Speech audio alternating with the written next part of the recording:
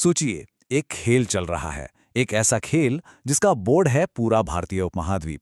और इसे खेलने वाली एक व्यापारिक कंपनी ने ऐसी चालें चली कि एक पूरे देश का भविष्य ही बदल गया।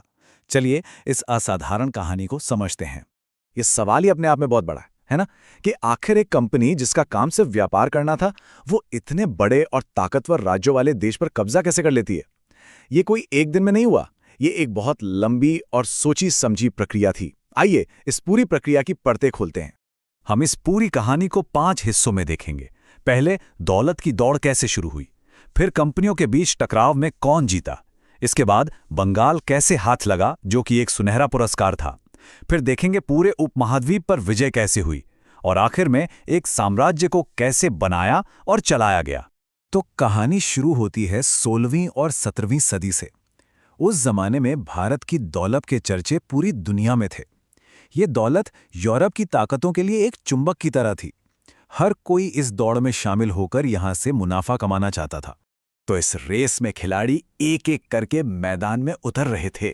सबसे पहले 1498 में पुर्तगाली आए, उनके काफी बाद 1605 में डच आए, फिर 1608 में अंग्रेज, और आखिर में 1668 के आसपास फ्रांसीसियों ने भी अपनी फैक्ट्री लगा ली।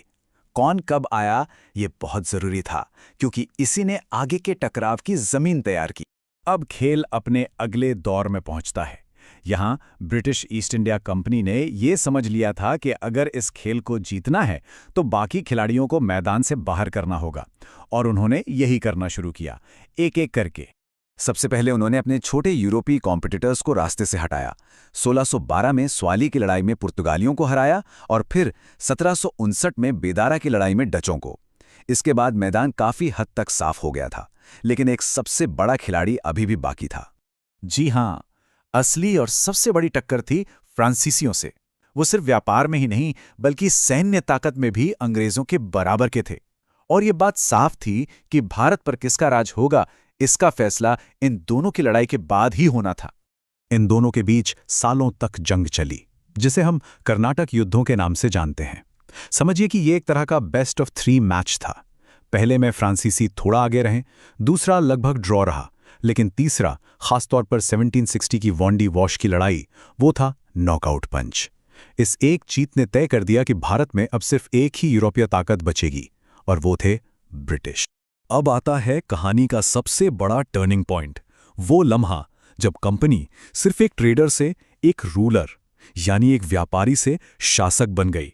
और ये सब मुमकिन हुआ भारत के सबसे अमीर प्रांत बंगाल पर कब्जे के साथ।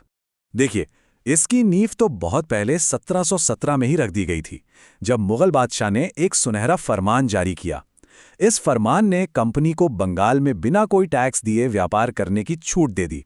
सोचिए, एक कंपनी को टैक्स फ्री स्टेटस मिल गया। इसी छूट का जब गलत इस्तेमाल होने लगा तो बंगाल के नवाब सिराजुद्दौला के साथ तनाव बढ़ना शुरू हो गया। और इसी तनाव का नतीजा था 1757 का प्लासी का युद्ध। लेकिन ये कोई आमने सामने की जंग नहीं थी, ये तो एक सोची समझी राजनीतिक चाल थी, जिसके पीछे एक बहुत बड़ी साजिश थी। इस खेल की सबसे बड़ी चाल चली रॉबर्ट क्लाइव ने। उसने नवाब के सेनापति मीर जाफर से एक सीक्रेट डील कर ली। डील ये थी कि मीर जाफर लड़ाई के मैदान में अपनी सेना को लड़ने ही नहीं देगा, और हुआ भी यही। ये लड़ाई असल में शुरू होने से पहले ही खत्म हो चुकी थी। प्लासी का नतीजा ये हुआ कि ईस्ट इंडिया कंपनी अब इतनी ताकतवर हो गई थी कि वो बंगाल में जिसे चाहे उसे नवाब बना सकती थी। एक व्यापार करने वाली कंपनी अब किंग मेकर बन चुकी थी। यहीं से ब्रिटिश राज की असली शुरुआत हुई। अगर प्लासी की लड़ाई एक साजिश थी, तो 1764 में हुई बक्सर की लड़ाई एक असली सैन्य जीत थी। यहां अंग्रेजों ने अपनी सैन्य ताकत का लोहा मनवाया, और इस जीत के बाद जो इलाहाबाद की संधि हुई, उसने तो कंपनी को बंगाल, बिहार और उड़ीसा से टैक्स वसूलने का अधिकार भी दे दिया। यानी अब पैसा भी उनके पास था और सैन्य ताकत भी। बंगाल अब कंपनी का बेस बन चुका था। यहां से मिलने वाले पैसे और ताकत के दम पर अंग्रेज अब भारत की बाकी बड़ी शक्तियों को एक एक करके हराने के लिए पूरी तरह तैयार थे। ये इस खेल का आखिरी दौर था, सैन्य विजय का दौर। दक्षिण में उनका सामना हुआ मैसूर के शक्तिशाली साम्राज्य से। हैदर अली ने तो उन्हें कड़ी टक्कर दी, लेकिन उनके बेटे टीपू सुल्तान के साथ चौथे युद्ध में 1799 में टीपू सुल्तान की मौत हो गई और इसी के साथ मैसूर का भी पतन हो गया। मैसूर के बाद नंबर आया मराठों का और फिर सिखों का। उन्होंने एक एक करके सबको हराया।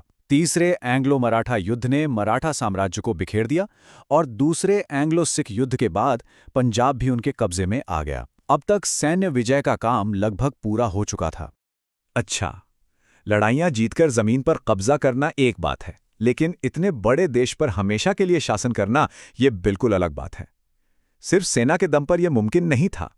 इसलिए अपने राज को मजबूत करने के लिए अंग्रेजों ने कुछ बहुत ही चालाक राजनीतिक हथियारों का इस्तेमाल किया।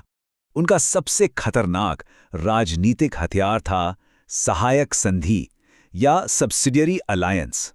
ये लॉर्ड वेलेस्ली का आइडिया था। ये एक बहुत ही चतुर चाल थी जिसके जरिए कई भारतीय राज्यों पर बिना एक भी गोली चलाए कब्जा कर लिया गया। अब इस संधि की शर्तें देखिए। कहा जाता था कि आप अपनी सेना खत्म कर दीजिए, हम आपको सुरक्षा देंगे। बस हमारी सेना को अपने राज्य में रखिए और उसका खर्चा उठाते रहिए। साथ ही हमारे एक आदमी को अपने दरबार में सलाहकार बनाकर रखिए। असल में ये सुरक्षा के नाम पर किसी भी राज्य की आज़ादी छीनने का एक तरीका था। हैदराबाद वो पहला बड़ा राज्य था जिसने इस संधि को माना, और फिर तो जैसे लाइन ही लग गई। मैसूर, अवध और यहां तक कि मराठा पेशवा ने भी इसे स्वीकार कर लिया। इस एक संधि ने ब्रिटिश प्रभाव को पूरे भारत में बहुत तेजी से फैला दिया। तो इस तरह जो कंपनी भारत में सिर्फ मसाले और कपड़े का व्यापार करने आई थी, वो पहले टैक्स कलेक्टर बनी, फिर किंग मेकर बनी और आखिर में पूरे उपमहाद्वीप की असली शासक बन गई। खेल अब पूरी तरह से जीता जा चुका था। तो आखिर में सवाल ये उठता है कि इस पूरी कहानी को किस नज़र से देखा जाए। क्या ये कॉर्पोरेट स्ट्रैटेजी का एक बेहतरीन उदाहरण है जहां एक कंपनी ने खुद को एक साम्राज्य में बदल दिया, या फिर ये कब्जे और शोषण की एक क्रूर कहानी है?